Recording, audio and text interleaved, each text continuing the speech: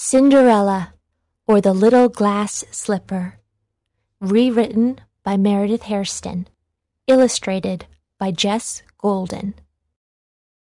Once there was a kind gentleman who lost his wife. After years of raising his only beloved daughter alone, he decided to remarry. His new wife had two bossy and proud daughters of her own. They all lived together in a small cottage.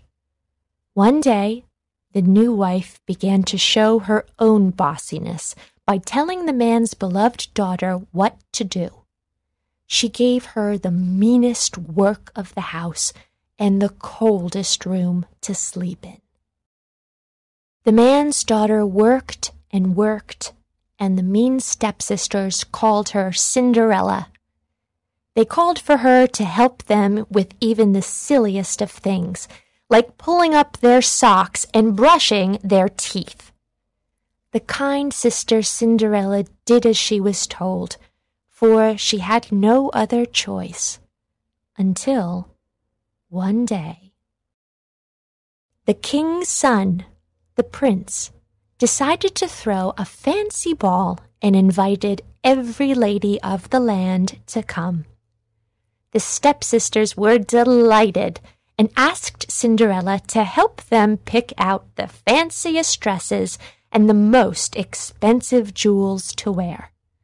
"Too bad for you, Cinderella. You will have way too much work to do the night of the ball. It seems you will not be able to join us." The sisters laughed, and Cinderella ran to the garden and cried. Off in the distance, a magical woman appeared. It was Cinderella's fairy godmother. "What on earth is the matter, dear one?" the fairy godmother asked. I wish I could. Cinderella was not able to speak from all the tears and sobbing. "Oh, you wish you could go to the ball, is that so?" asked the godmother. "Yes," cried Cinderella, with a great sigh.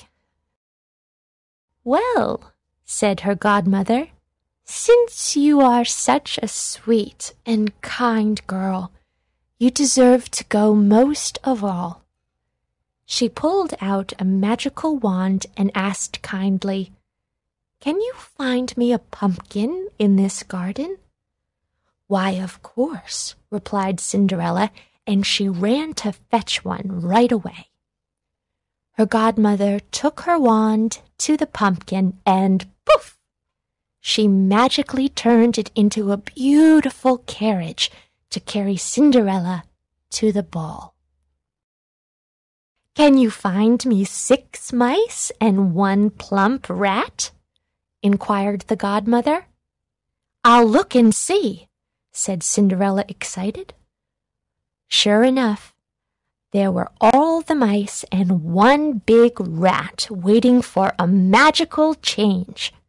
When Cinderella brought them to her godmother, she placed her wand upon each one and turned the mice into brilliant white horses and the rat into a handsome coachman.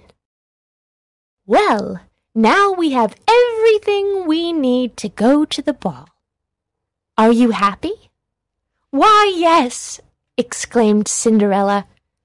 "But can I go in these old rag clothes?"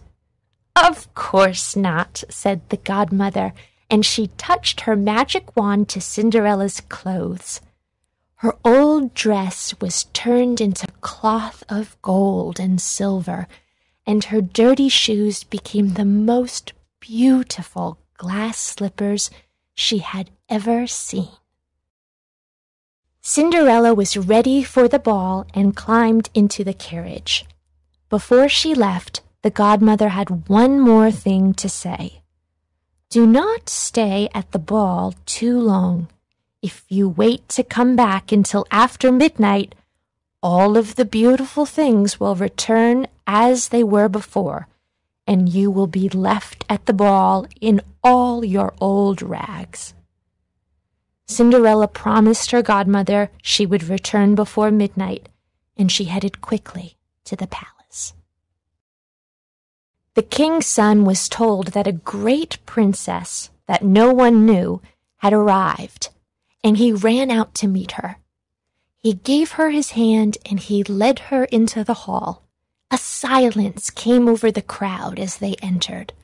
The king himself could not believe how beautiful she was. The prince asked for the first dance to be with her, and she gladly accepted.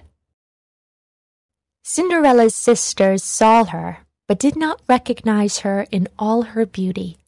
She danced and danced with the prince, and then all of a sudden the clock struck 11 3/4. She immediately made a last curtsy to the prince and his company, and then ran away as fast as she could. The prince was surprised and ran after her, calling, "Princess, princess, wait, wait!" As she ran down the steps to her carriage, she lost one of her glass slippers, but she had no time to fetch it back. The prince kept the glass slipper and was determined to find the beautiful princess the next day. He made an announcement to all of the people that he would look for the woman whose foot fit into the slipper perfectly.